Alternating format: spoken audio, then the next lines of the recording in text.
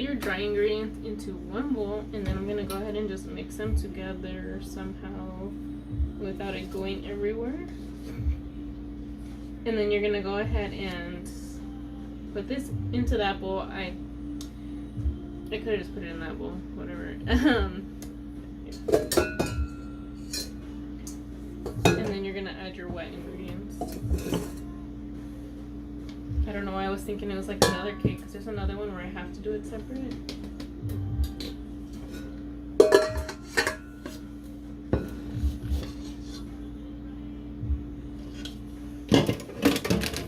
Sorry, it's a little low.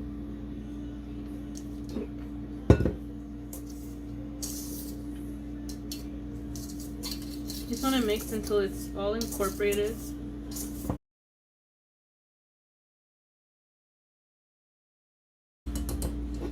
Like so. So I have it with a whisk attachment. You can do whisk or paddle, but I just used the paddle. So you're gonna go ahead and add 4 eggs. I have jumbo eggs, so I'm just adding 3 because they're really big. Like, I don't know if you can tell how big they are.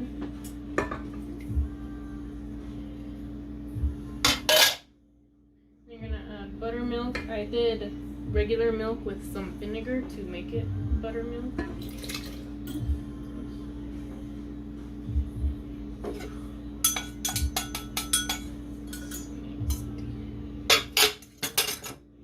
And then your oil and vanilla.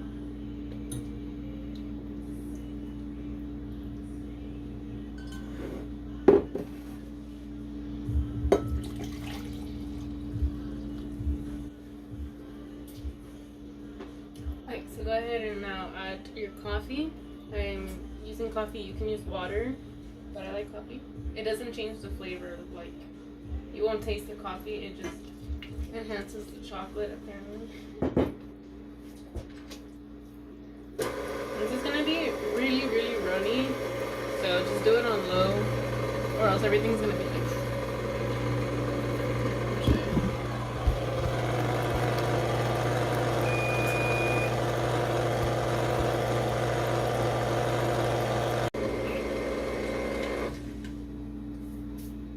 Alright, go ahead and just scrape down the sides. Make sure you have everything. Yeah, see, there's a ton of powder on the sides.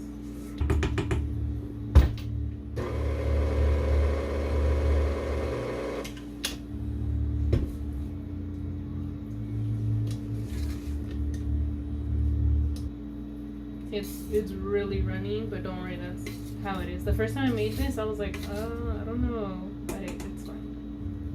Alright, so usually you can make this in cake form, and it makes 3 8-inch cakes, but I'm making cupcakes today, so I'm gonna see how many cupcakes I can get out of this batter, and then I'll let you guys know, because I don't know, I've never done it before.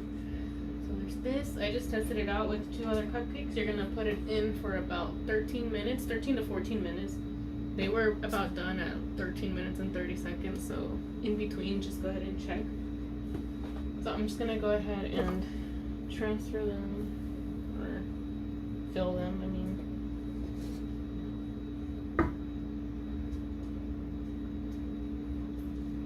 And then I'll show you how high I fill them right now. I'll be right back.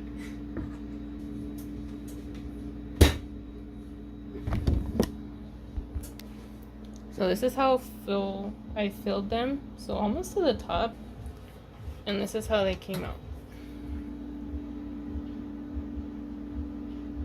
Focus there. So it came out like this, nice flat top for decorating.